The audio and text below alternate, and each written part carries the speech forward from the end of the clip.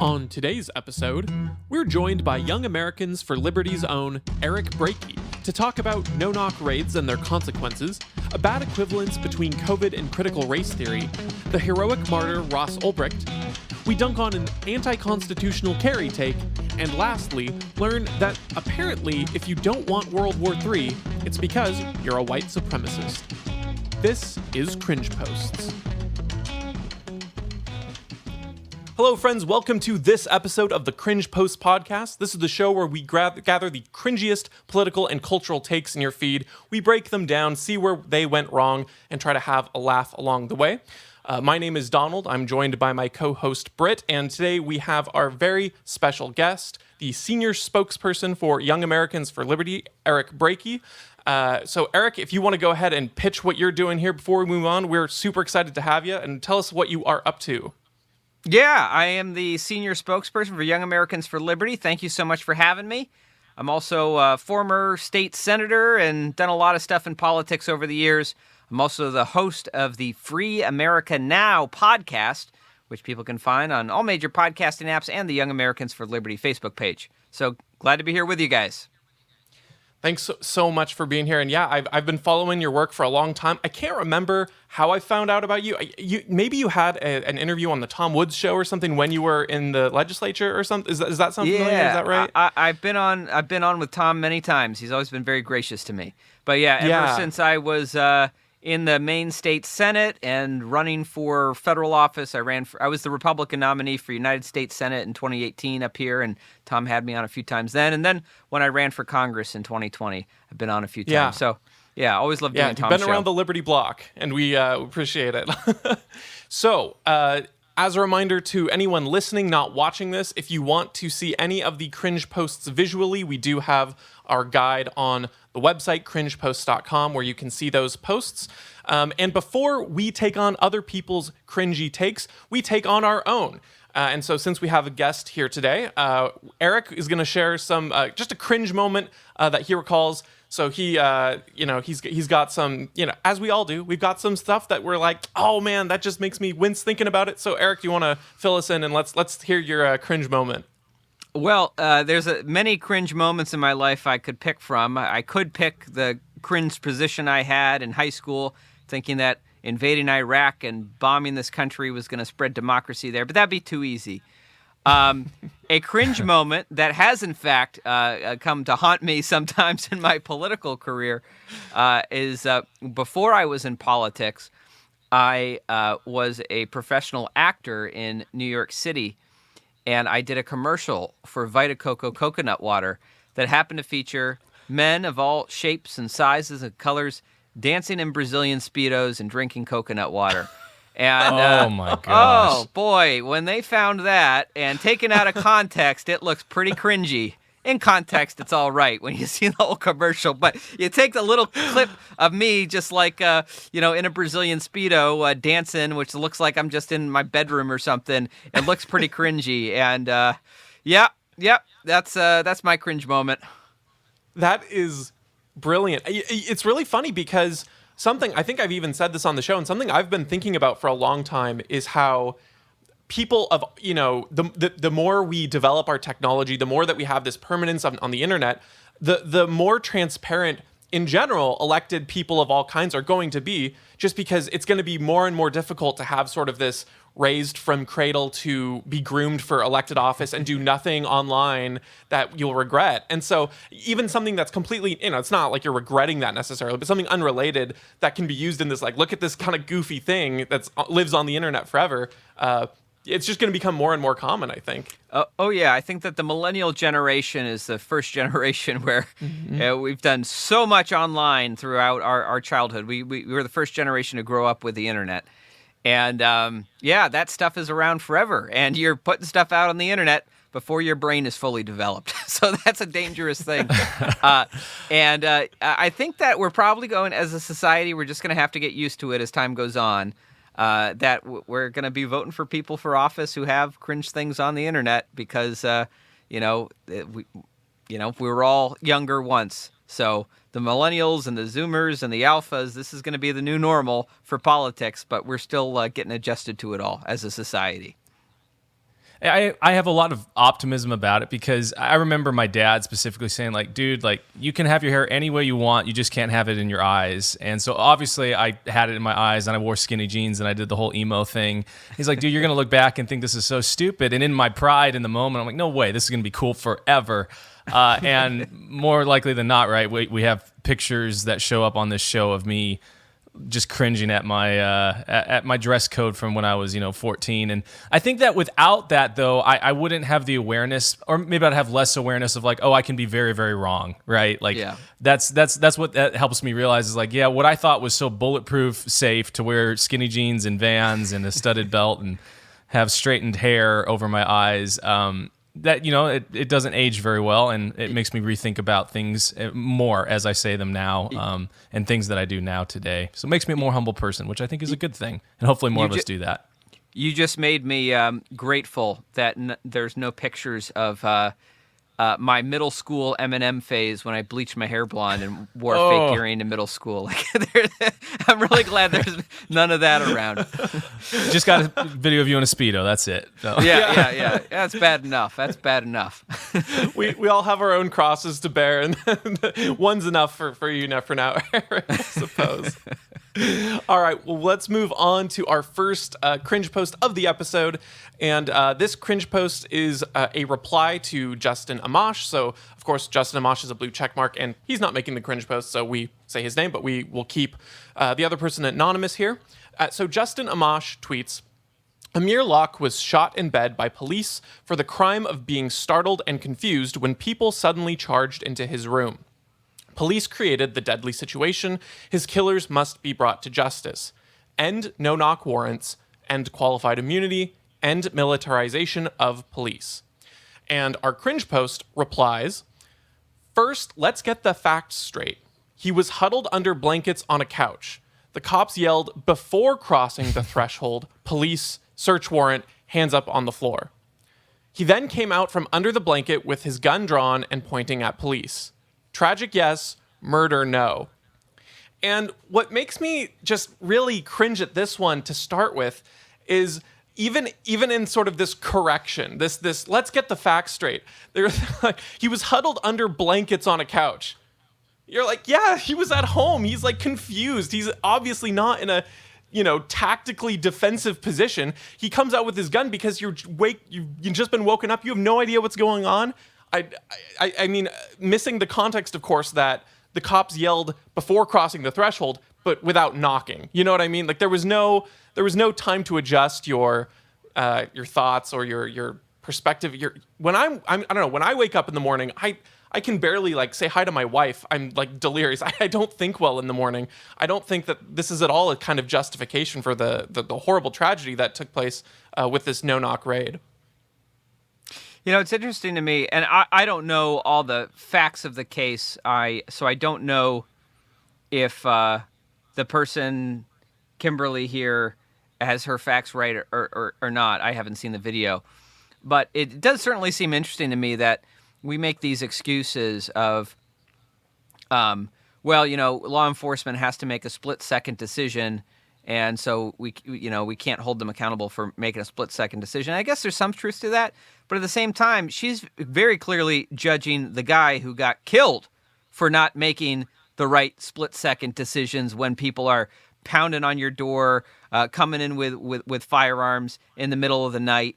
And, the cops are the ones who are supposed to have the training, right? Regular average people aren't necessarily training for what do you do if in the middle of the night cops show up at your door, and I assume they were at the wrong house. I don't know. So, it certainly seems like a double standard there. And, cops should not be, especially if it's, I guess I could understand like a no-knock raid if there's like a hostage situation, if lives are at stake.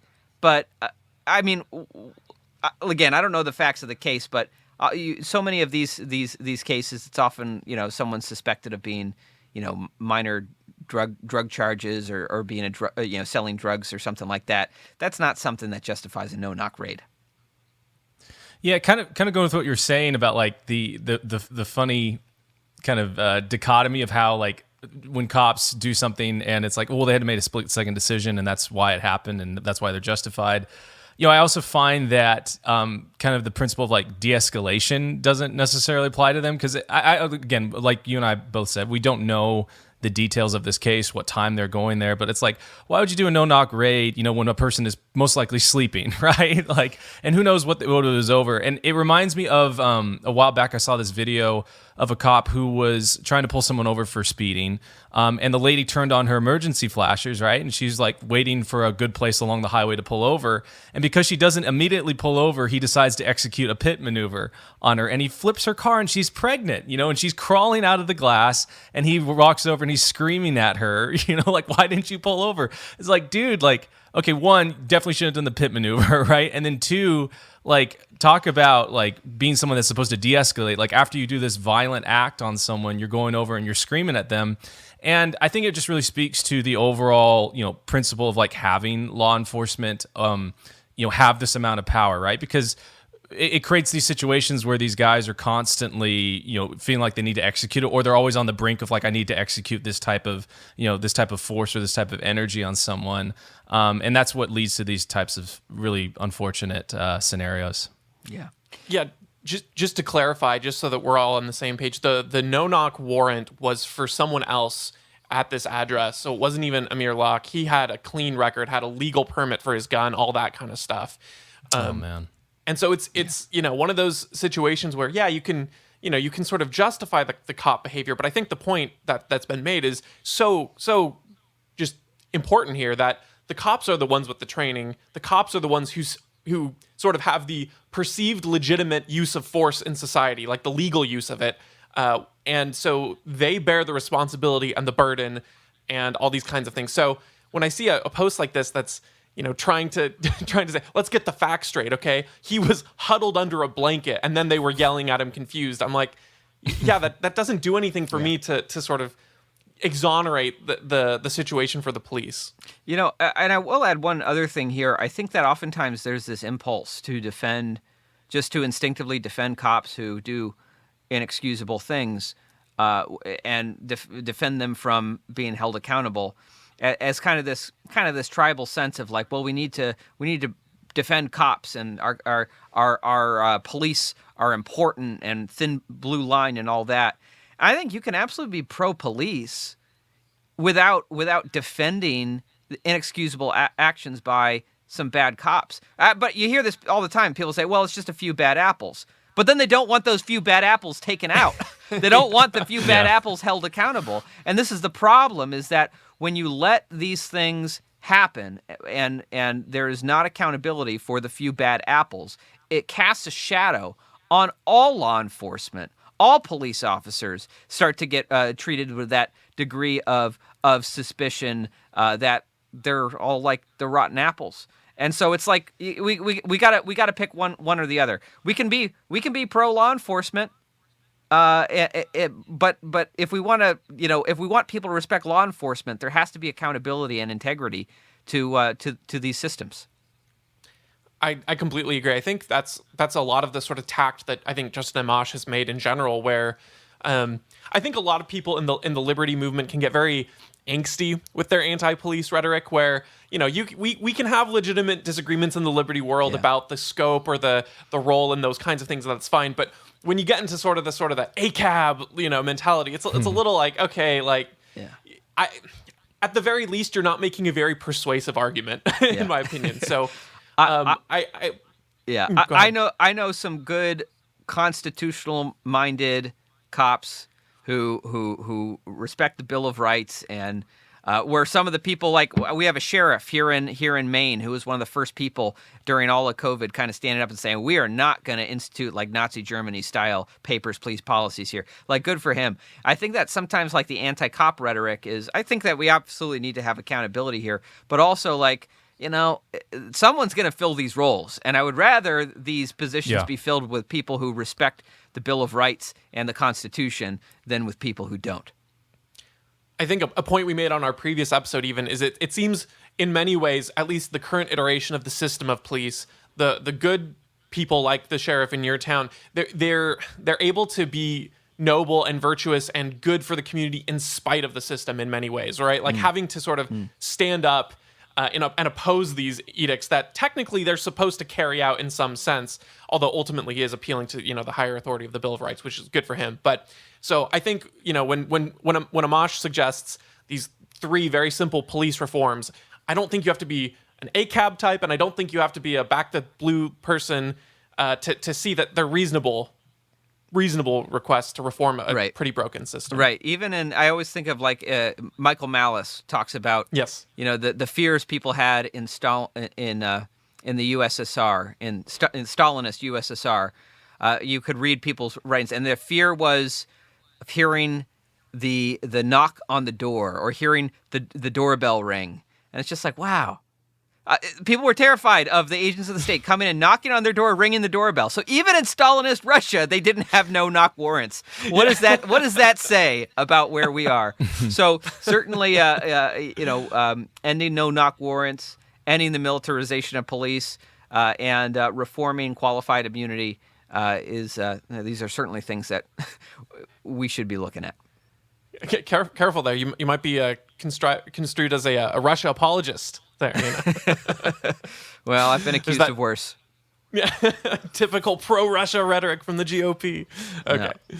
We're moving on to our next post here, and this one comes from a returning guest on our show, Hassan Abi, who, of course, is actually going to have a family member featured later in this episode as well, which is kind of fun. So, Hassan tweets, I love talking about how unreasonable it is to fear a virus that killed nearly 900,000 Americans, but totally valid when you're terrified schools are teaching racism instead of reading and writing.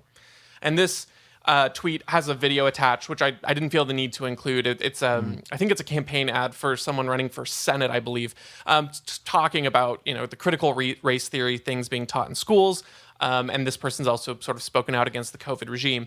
And I think it's a very shallow type of comparison to take the harms from the worst end of the actual biological disease and then compare that to a mischaracterization of the argument against critical race theory. They're completely unrelated. You just tie in 2 very, non-related things, very lazily slap them together, represent the worst kind of argumentation for one, and then put it up against, the hard, cold number of 900,000. And it's like, look, the fears of COVID have there are obviously always going to be people who say, oh, it's not a real disease. But the vast majority of people opposing vaccine mandates, opposing lockdowns, they're not denying COVID is real. They're not denying that COVID is a disease you should be generally careful about and around and do things that make sense. But the point there, of course, is that we should be fearful of the government's intrusion because that's had so much more harm. And when it comes to critical race theory, this, of course, is also, again, the common thread of mandating things, like mandating lockdowns or mandating vaccines, of mandating you teach through a particular lens, through certain ideologies and stuff. And again, teaching racism instead of reading and writing is a very unfair and inaccurate portrayal of what critics of critical race theory would argue for. So I don't know if either of you want to chime in here, since I've been running my mouth. Yeah, I would just say, I think it's interesting that this idea of fear. And I've certainly experienced. I think we've all experienced these last few years, what it is like to live in a society gripped by panic and fear, and how politicians are able to manipulate those fears in order to push through. Anyway, we should always. I think we should. I'm not in the habit of quoting FDR, but he was certainly right. In the sentiment of we have nothing to fear but fear itself. That when that fear grips a society, we can do a lot of crazy things. And certainly, the fear of this virus has taken us to some bizarre, strange, and unacceptably tyrannical places as a society.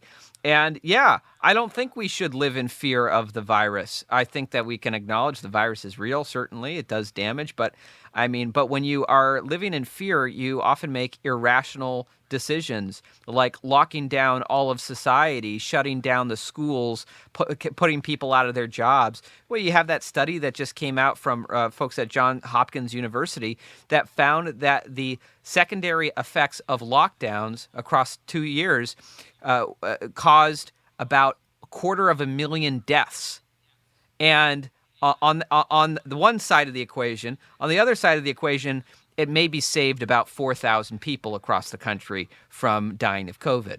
Now, if you're one of those 4,000 people, I suppose that's a good thing. But if you're one of the 250,000 people or their loved ones who've died from, heightened suicide rates, opioid overdose rates, drug abuse rates, so many things, harmful effects of these lockdowns going on in society that have not been talked about, not been debated. When we didn't have a deliberate debate when we were kind of looking at these policies, even they were put in place on an emergency measure, like say, okay, 2 weeks emergency something, but then we never went back and revisited. Okay, does this actually make sense to do it on and off for 2 damn years? And so, yeah, I do think it is unreasonable to live in fear of the virus. You should not should not live in fear of the things you can't control. And as far as our schools, well, yeah, again, as you said, it's a mischaracterization. And I often hear from the left, people seem to misconstrue the arguments against CRT in the schools that, like, people don't want the schools to teach about racism. They don't want to teach that slavery existed in America. Of course, that's not what people are objecting to. What people are objecting to is the concern. We can call it CRT or whatever you want to call it. People are concerned that the schools are teaching racial identitarianism. The idea that your race is the most important aspect of who you are, and teaching us to think of ourselves in these different classes and divided against each other on racial lines. And that is not what Martin Luther King's vision was. That's at least the part of his vision that gained mainstream popularity and acceptance. This idea of we're never going to be a truly colorblind society. We are human beings. There's a tribal nature in us as human beings. That's how we evolved. And we always look for different indicators or different ways to measure who's in my tribe, who's not in my tribe. Racism is one of the most ugly forms of tribalism, but it's never going to truly go away completely. But what we can look to do, what we've tried to do as a country, is build a much larger, more inclusive, shared American identity that we can all claim ownership to. And so when we look as a white person and a black person and an Asian person all living in America, we can say, look, yeah, you're black, you're Asian, you're whatever, but we're all Americans and we have that in common. And as that American identity is being broken down, it's just seems to be being replaced more and more by political demagogues with racial identitarianism who want us pitted against each other on racial lines, and that's a very destructive place to go. We absolutely do need to have honest conversations, like we were just having with the police issues. There are systemic problems in our system.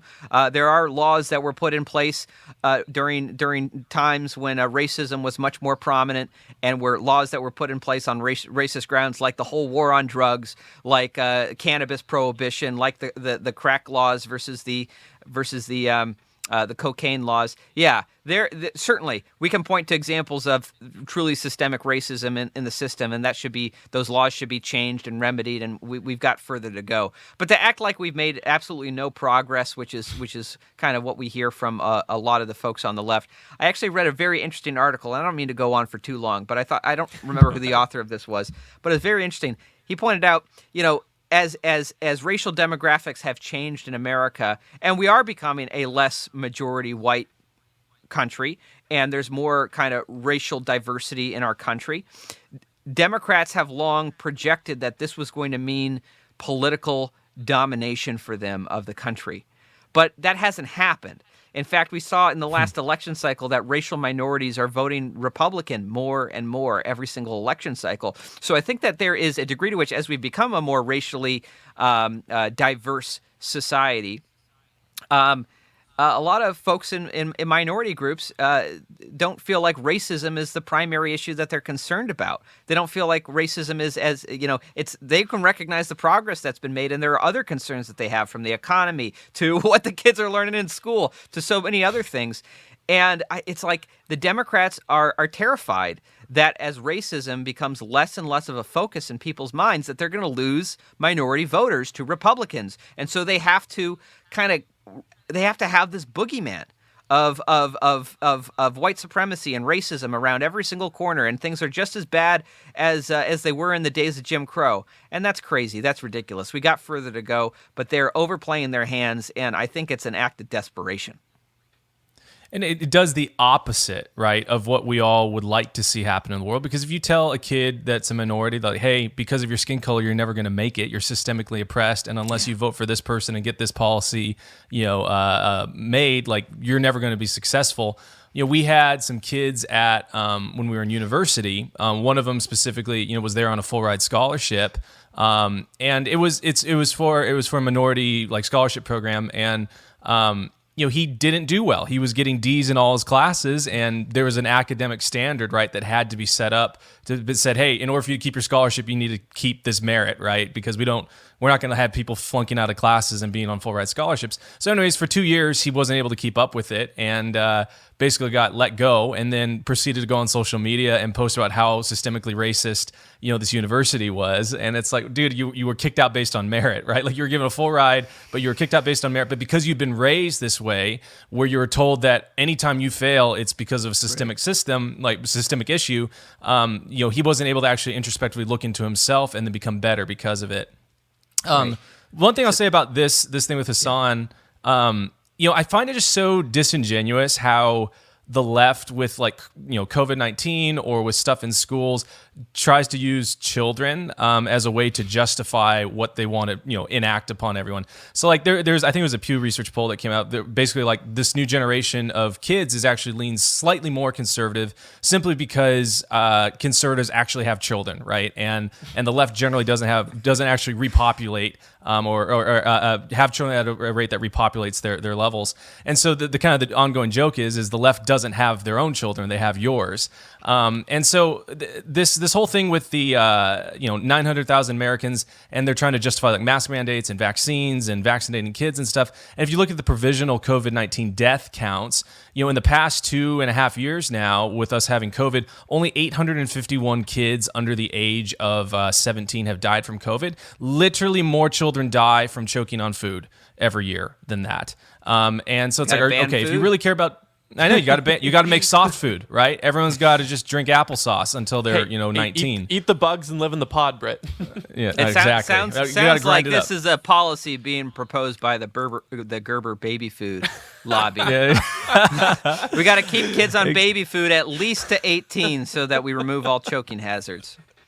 Exactly. And so kind of what you're saying, with the impact of these COVID-19 policies on children, they don't give a rip about children's health, because if they did, they would have said, man, we got to keep these schools open. We shouldn't have kids, not sitting at home in their chairs playing video games all day and having skyrocketing rates of childhood obesity. I guarantee you more children will die or have bad health outcomes from childhood obesity that's resulted from this, the government response to these pandemics, than have actually died from COVID-19. And so not only is it, like Donald, you pointed out, it's false equivalency, but it's disingenuous. He's arguing from a standpoint that he doesn't actually care about. He doesn't care about your kids. If he did, he would have made a cost benefit analysis of why you would advocate for school lockdowns and all these different things. So and the funny thing is, even if you try to make at least the only connection I can make between these two things in an argument sense in my mind is that in some sense transparency is kind of a link there, because when you look at actual COVID data that's transparent, that's not being shut down, you generally do become less fearful of COVID-19. So COVID-19 is not a joke. It's not, it's not made up. It's not this boogeyman in the sense that it does exist, but it's not it's not like the swine flu part 2 or anything like that. It's not like this incredible incredibly devastating disease with a survival rate that is, 60% mortality or anything like that, right? And when you talk to Americans, broadly speaking, what they think the survival rates of COVID are, the hype from the media and all that has just wildly mischaracterized that. They think that people are so much more disproportionately prone to dying from it, which is just not the case, right? It's like a 98% survival rate overall or something like that. And then, certain demographics, comorbidities, older age, things like that become a little bit more susceptible, but it's still overwhelmingly a survivable disease, which is, good because you don't want something scarier than that. But the point is when the more transparent you get with that, the less reason you have to fear. And I think your point on to fear, or, harkening back to your first point, Eric, was really good. But if we're saying if you have to be fearful for something, right? Because as one, if he's justifying one fear, not the other. The funny thing is, so the more transparent you get with COVID, the less reason you have to fear it. And then what spurred on a lot of this critical race theory sort of fight back is when the schools were shut down and parents started seeing what the teachers were actually teaching their kids. And so it's like, again, I agree with you. I don't think fear should be a response, but that's why there's a fear about that. It's not because Chris Rufo is making up things and spreading all these lies online. It's because they saw what the teachers are actually teaching. They don't care if it's called critical race theory or if it's called anything else. They're seeing this sort of harmful, racist, divisive rhetoric being taught. And that's why they're, in your words, fearful, but my words would be more like motivated to uproot it out of the school. Right. Well, and this is something that, frankly, at the end of the day, whatever a person's perspective on if the schools are teaching the right stuff or they're teaching the wrong stuff, the fact that parents are frustrated shows that there is something structurally wrong with the school systems.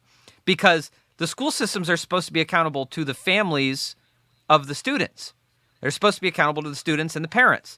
And the fact that the parents are not feeling heard, even whether you agree with their concerns or not on the curriculum, it shows you that there is a power. There's a problem with the power structure here.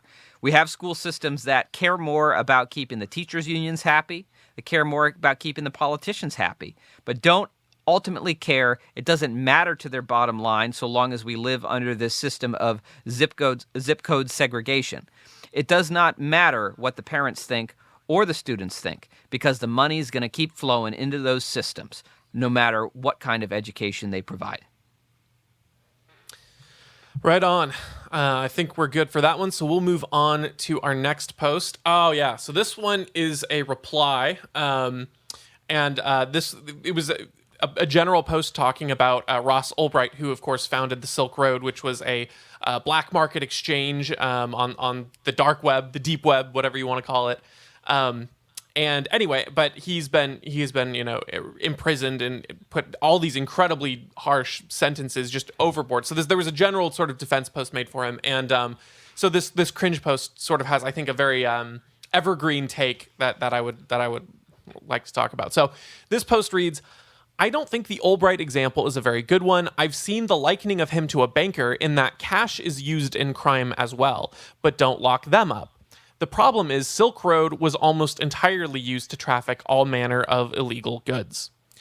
And I just kind of wanted to talk a little bit about this just because I feel like, for one, Ross Ulbricht is not as well known as, say, like Edward Snowden or even Julian Assange, and I kind of wanted to just highlight his case a little bit. But it's really interesting how this is the exact kind of justification that someone would use to hold, a gun manufacturer liable for a gun being used in a crime, where it's like, oh, well, you made the gun, so you're responsible for how it's being used. And I just don't think that's the case. I think especially when you, in your mind, start detaching the idea of legality from ethics a bit, you start to understand the idea of the potential benefits of a black market. When, for instance, you have, like the example we've cited multiple times already, but like racist drug laws, and you have an exchange for that. It's like, yeah, it's illegal, and so we should rectify that on the legal side. But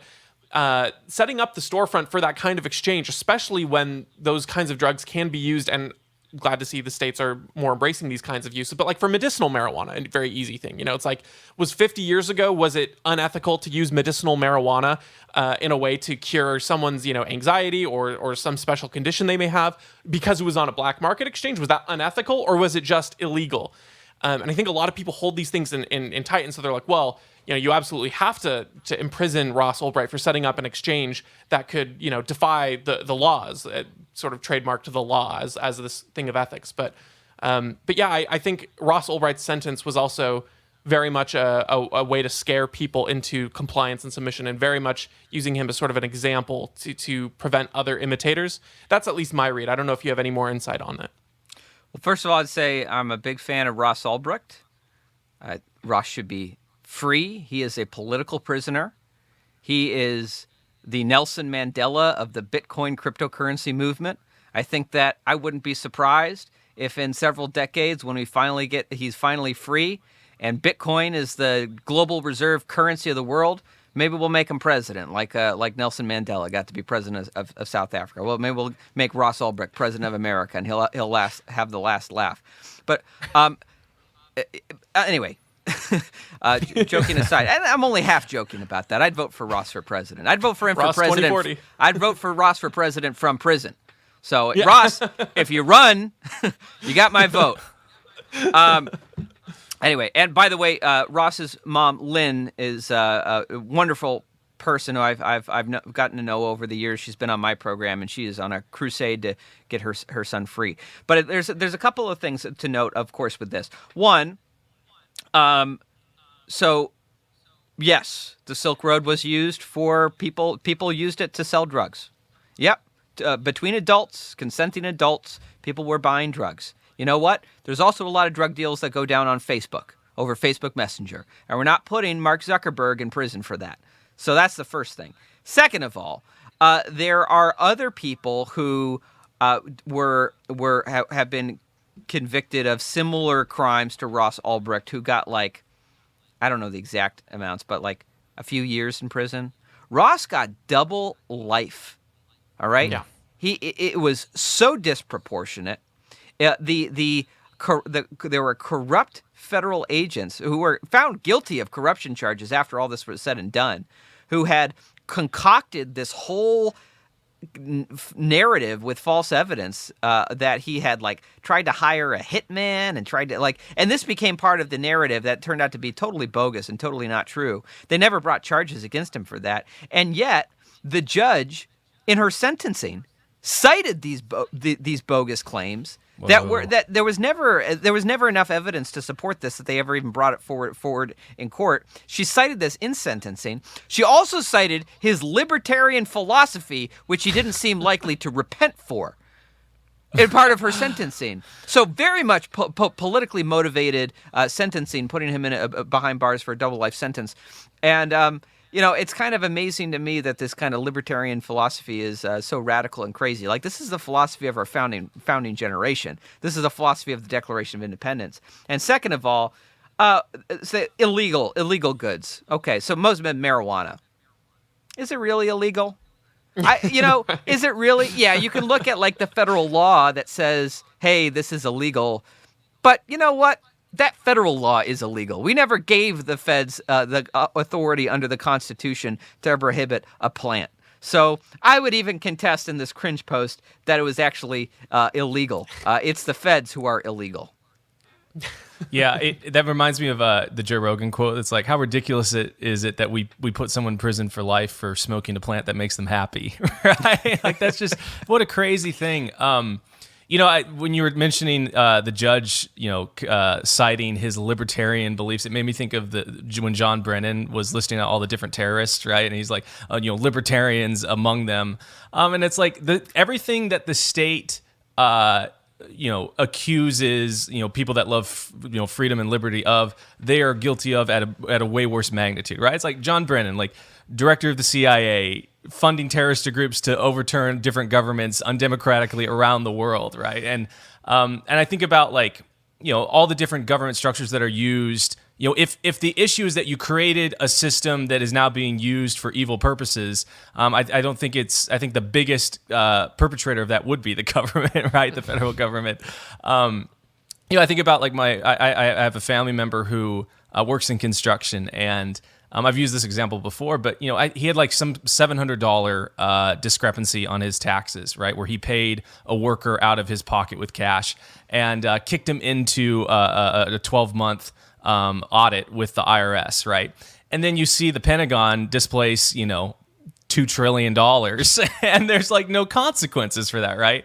And it's just the double standard and the I guess the gaslighting is pretty nuts. And obviously it's really infiltrated the minds of the common people because this person thinks that Ross is in prison for his just dues. It's crazy that I mean, you bring up like all the displaced money and like all these things, and it's just crazy to think about the fact that we're supposed to have this dispassionate judicial system that is, everyone gets their day in court is kind of the saying, and like that's the a good ideal to have, and then you have someone just so obviously put up as a scapegoat, as a sort of in some ways very similar to the way that many of the January 6th protesters are being treated, where it's like, I would say in the January 6th case, they were doing stupid things that they shouldn't have done, but there's no way they're deserving of the kind of massive treatment that they're getting. And I think this is the exact same thing where maybe, I don't know if they're trying to signal specifically to, the libertarian movement, but although I wouldn't, with that kind of a sentencing from the judge, it may seem that way, but it's just like, it seems more a broad sort of, don't set up systems that we can't control because we will find a way to muscle through and get to you. It's kind of the message of the whole Ulbricht case. And it's just unfortunate. Yeah. But yeah, so I don't have anything else. I appreciated your sort of summary and on this, but just want to highlight that to the listeners. If you're not aware of that, look it up. And and definitely look up Lynn, because she's great. She's a great speaker too. Okay. We are moving on to next post here, and this one I specifically wanted to pick for Eric because he has a little bit something to say on this topic. So this tweet reads, "How irresponsible. Neither the Constitution nor the framers said nothing about carrying guns for personal self-defense outside of militia service. I guess training isn't important, so why do we need all those NRA-certified trainers?" And this, of course, was in response to a post about constitutional carry, which I think, if I'm not mistaken, Eric, you have a little bit of expertise in. Is that right? Yeah, I wrote Maine's constitutional carry law and pushed it through. We were the sixth state to pass it, and a lot of folks have been following our lead ever since because we became the safest state in America, and we've been at the top of the charts with the #1 lowest violent crime rate in America for like 6 or 7 years running now since we passed that. So we defied all of the predictions of the Michael Bloomberg gun grabbers who said we would turn into the wild, wild west and there was going to be shootouts on every street corner. Blood would run through the streets. Never happened. But yeah, obviously breaking down a few things here. One, so he says neither the Constitution nor the framers said nothing. He said nothing. I guess I would... Anyway, about carrying guns for personal self-defense outside of militia service. Well, first of all, what was the militia? The militia was any able-bodied adult male. So we are the militia. So there's that. Second of all, and this is a point I've actually taken from Thomas Massey, even if the Second Amendment was just about militia service, which it's not, even if it was, the Ninth Amendment says that the enumeration of certain rights in this Constitution shall not be used to disparage all others retained by the people. So even if the Second Amendment is about militias, the Ninth Amendment's got you covered on the personal right to keep and bear arms. So that guy's wrong. And as far as I guess this is always one of the objections we hear from gun control fanatics on constitutional carry is, what about training? Because I guess this is after they lose on the argument that permits don't stop criminals from carrying firearms, right? Because if you're going to use a firearm to commit a crime, you're probably not going to stop to make sure that you got the proper paperwork first, right? That doesn't stop anyone. But okay, once they acknowledge that their gun control schemes don't actually stop criminals and only disarm law-abiding citizens, this is what they turn to. They say, well, we want to make sure that the law-abiding citizens get proper training, as if government is able to set a standard for proper training. Because this is what actually happens when you have minimum training requirements in a state. You get something. You get different kind of levels, different kinds of training institutions. You get great centers of excellence, places that do training, give hands-on. I've done some great firearms training with some great places, both before constitutional carry was in place and after. And you know what? Those places stayed in business after constitutional carry because people kept coming to them for training. But some training institutions went out of business. And those were the training institutions that were certificate mills, where the only reason you sign up for that training is to do the minimum amount of compliance in order to get the permit. Nobody actually learns anything, but we all go through the motions and pretend that that's happening, and it's not. But actually, we have seen in states with constitutional carry, or at least when I was looking at this, I would imagine this has stayed true as more states have passed it, that actually you see training rates increase after constitutional carry is passed, because people become more, when you have this like minimum threshold, you need this amount of training, and that's what the government says you need, people tend to stop there. They think, I've gotten this level of training, I'm good to go. When really training should be something, if you are someone who regularly carries a firearm, training should be something that you are doing continuously and regularly. And it's not just you take one class that the government says you have to take and you're good. We've seen when you remove that artificial threshold, people do a lot more training, and that's a good thing. Yeah, there's a spot out here in Washington. Shout out to West Coast Armory, fantastic place, and have a lot of good classes. And I remember when I was applying and trying to get my concealed carry, and then once I got it, and I was like, I want to, this is a big responsibility, right? The people that do get these types of things usually get it out of a motivation for defense of their families or their loved ones or themselves, and that usually means that they take it pretty seriously. And I remember going to, I here in Washington, we have for a rifle, you do have to take there's a minimal threshold for training or classes. And I remember taking that and then being like, okay, that seems good. But then when I actually got to the range and actually had to start doing some stuff, I was like, holy cow, this is actually very difficult, right? Like I'm not going to just stop at the entry-level handgun class. I got to go as far as I can, because even if I'm 7 yards away from someone, sometimes I'll miss all 15 shots, because it's just because of whatever. And people don't really understand. It's like a pistol, it's not John Wick, right? You can't just shoot two pistols with two hands and have all of them hit. Like, it's very difficult, right? And so when people, that's not how you're kind of supposed to do it. No, you're not. You're not. Maybe difficult for you, Britt. I don't know. Don't kill Donnie's dog. Yeah. It's like when people realize it's a responsibility, right? And they actually get their hands on these things and want to do it well. They want to your point, Eric, like they want to increase their competency in it, and that's a really good thing, right? To encourage people to have competency. I think one thing that's just so funny about this post, because I think you guys covered the gun stuff so well that I don't even know that I have anything to add there.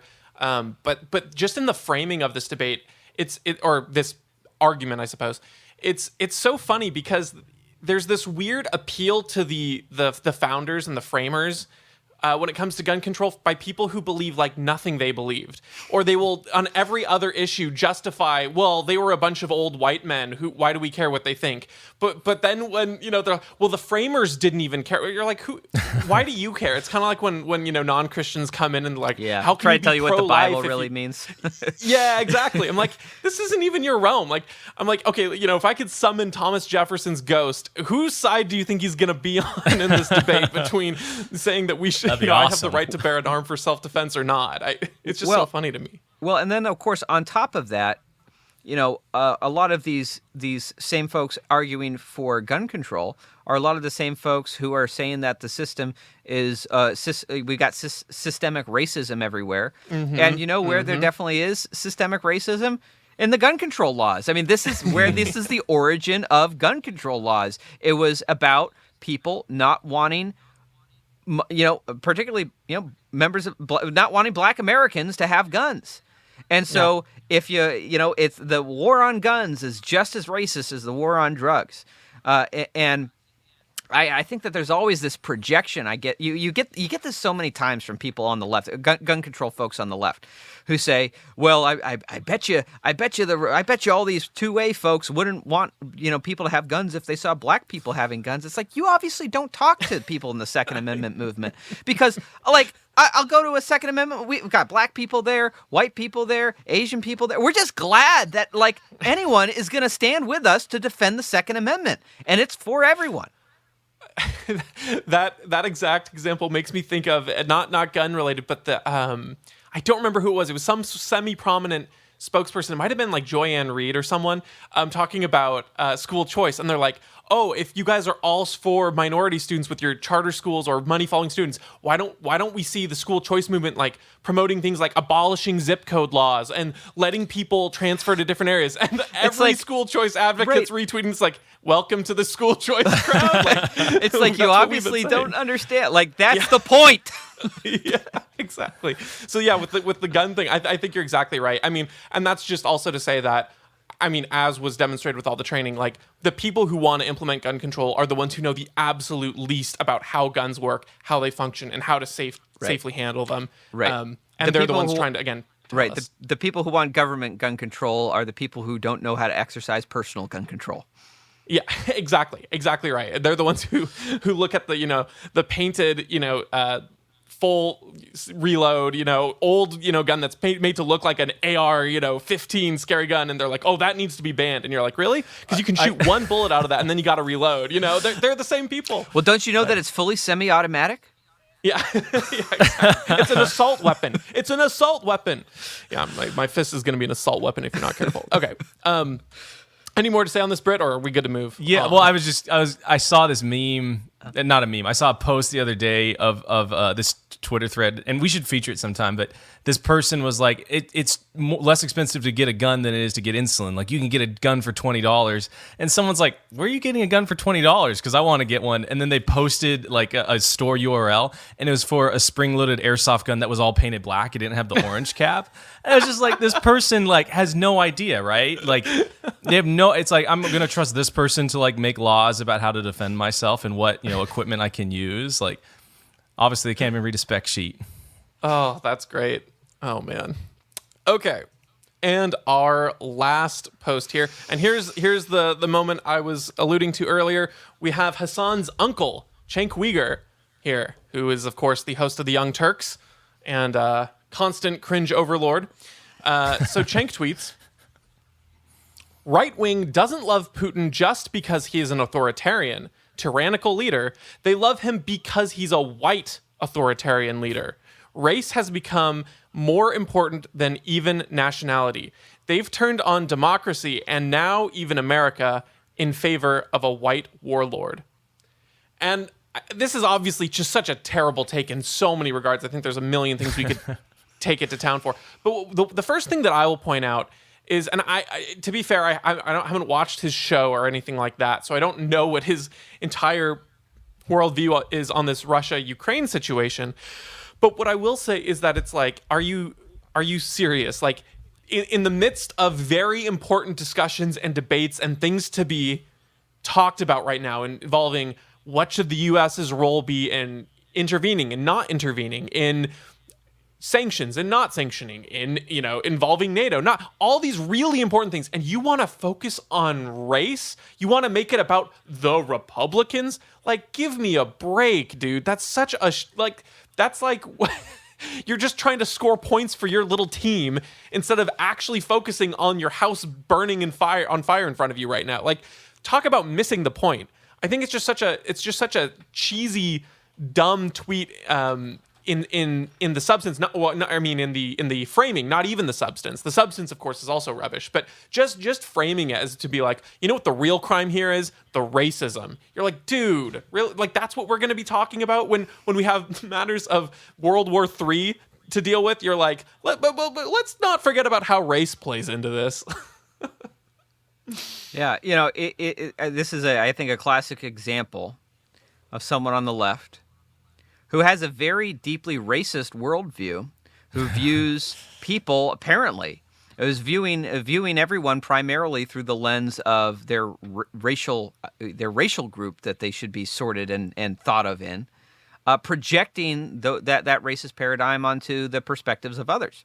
I mean, I guess it's a normal thing for people to do. How you see the world, you tend to assume that other people see the world through the same lens, unless you kind of take a step back and realize that not everyone sees things the way that you do. But he's obviously projecting.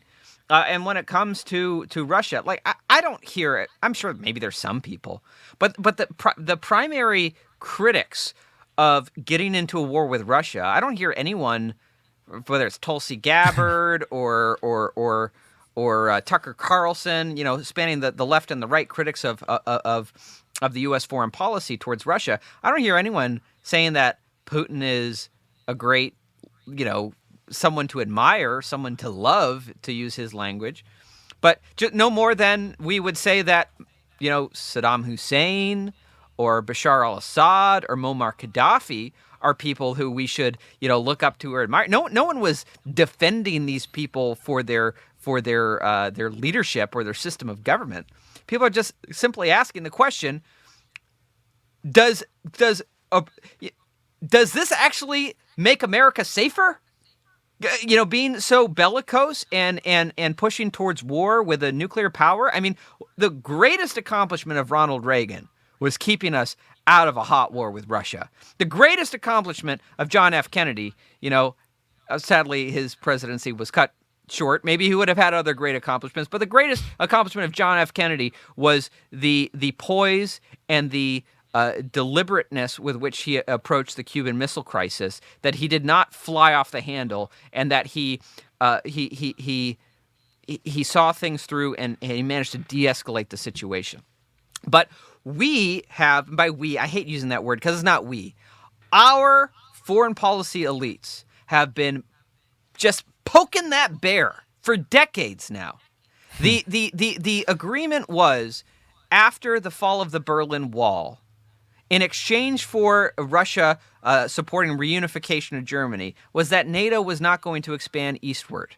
And yet it has expanded eastward to the point where we're getting right close to their border. There's been talk of Ukraine joining NATO, and Russia is understandably scared of being surrounded by a military alliance whose original mission was to combat Russia.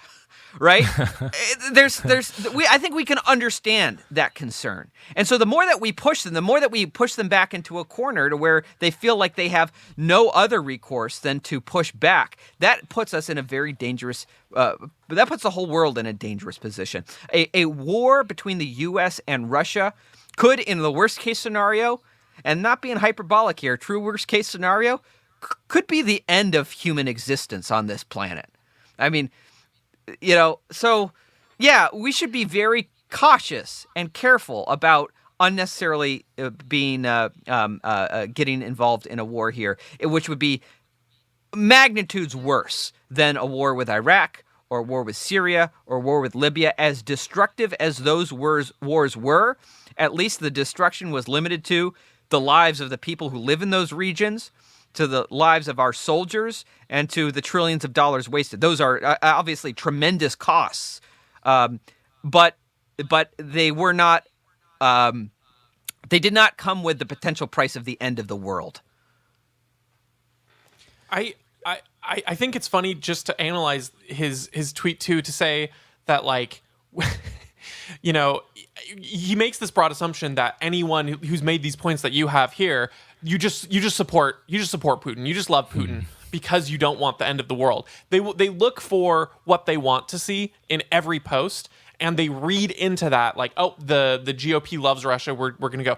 And it's funny because the most pro Russia and pro Putin take I've seen coming from anyone on the right has more of the sort of left's foreign policy right now, which is the neoconservative foreign policy, ironically, who's to say Mike Pompeo, and I don't even think Mike Pompeo necessarily is supportive of Putin, but he's had some like pretty nice remarks about Putin in general. He said things like, I think he's a great strategist and like I admire him. But then when it comes to this, he said things like, okay, Putin's the aggressor and we need to respond, whatever. So like even a very like I respect Putin as a strategist or as a military leader. Even those people aren't supporting Putin in this particular case, I think. But of course, if you don't want war with Russia, well, then you obviously support Putin because you're carrying water for him, I guess. Yeah, like all of these arguments and what are very similar to everything that was going on in 2014, and I think it's ironic, that Cenk is saying this stuff because it's like, which country, if you value democracy so much, which country overthrew another country's duly elected president and replaced it by backing the Azov battalion, literally a neo-Nazi group? And the answer is us, right? And we did that over in Ukraine and everything. And it's just really interesting, like you're saying, how these go for it. I was gonna say, someone said, who does Vladimir Putin think he is, not respecting the sovereignty of Ukraine? Barack Obama? Yeah. Yeah, exactly. That's a good one. And I made this point to someone I was talking to on Facebook, and it's like, imagine like if there was EPTO, right? Like the East Pacific Treaty Organization, like, and they were overthrowing Canada and Nova Scotia, and then they installed a neo-Nazi government in Mexico in order to combat and contain the United States. And then they were talking of moving troops there and all these different things. It's like, yeah, we probably would do something about it, or at least be very vocal and aggressive towards any sort of expansion, into those different areas. But because, this is a big symptom of like the media spotlight, right? Like we do that all over the place, right? Everywhere. But because it's so focused on this for whatever reason they have, everyone's crying either racist or you love Putin. Yeah. I think the race angle is just an easy way to deflect from the content of a lot of the takes. Again, like if you were to actually listen to any of the points that people on the right broadly or libertarians who are making this kinds of point are saying about things like, this is a big deal, let's prioritize not going to Russia as our number one thing because we don't want a nuclear genocide across the globe. If you hear those takes, they're somewhat reasonable, so they have to paint it as, well, they love Putin because he's white. And then, all the people who aren't paying attention just kind of hear, I hadn't thought about that before, as if to distract them from the content of the messages. And what I would say is that, with all this rhetoric, there's a line to be crossed between like saying the thing that's just so obvious, like, being prodded into saying, you're not a racist? Well, then say it. And we're like, of course I'm not a racist. But it's also insulting to be asked, right? And so it's kind of like, you don't support Putin? Well, you should probably disavow him. It's like, well, I don't have Putin to disavow because I've never supported him. But there's a rhetoric line to walk. And I think, Tulsi had a tweet that was getting highlighted where she said something along the lines of, the Biden administration could have stopped this by flat out saying Ukraine will never join NATO. And I'm like, you know what? I don't like that tweet. I don't think it's very nuanced. I think it's a little simplistic, and I don't think that kind of declaration necessarily means that Putin wouldn't have made these moves. That being said, when people are like, look, Tulsi's apologizing for the Russians, or she's a Putin apologist, I just find that like, no, you're reading so much into that tweet. Yeah. It's in the same way as if, Britt and I are in a car and he wants to take the east route to get to where we're going, and I want to take the west route, and we go the west route, and then a tunnel collapses, and then Britt says to me, and we're stuck in traffic, not able to go. This wouldn't have happened if we'd taken my route. You're not, or if we hadn't listened to you. You're not saying that I caused the tunnel to collapse. You're not apologizing for the tunnel collapsing. You're just saying this mess that we are currently in would not exist. Now, again, I don't think Tulsi's take was necessarily correct, but it's not an apology for Russia, let alone an apology for white Putin, because spoiler alert, Tulsi's also not white. So anyway, I don't know if you guys have anything else on this. I'm good. Okay. Well, that's the episode for us, folks. So thanks for listening. And Eric, if you want to plug anything again, last chance here on the episode. Yeah, again, folks can find my podcast, Free America Now, which I've been releasing an episode every weekday, Monday through Friday. That's on all major podcasting apps and the Young Americans for Liberty Facebook page. And of course, while you're at the Young Americans for Liberty Facebook page, you can learn more about the organization that makes liberty win by identifying, educating, training, and mobilizing young liberty activists across the country on college campuses and at the ballot box to get liberty candidates elected across the country in state legislatures. We're passing constitutional carry across the country, school choice, so many great liberty policies because that's what we do at Young Americans for Liberty. We make liberty win. Awesome. Well, thanks so much for joining us, Eric. Yeah, I thank had you. a blast. We're great to have you on, and much luck in your future endeavors here. And we will catch you guys on the next episode.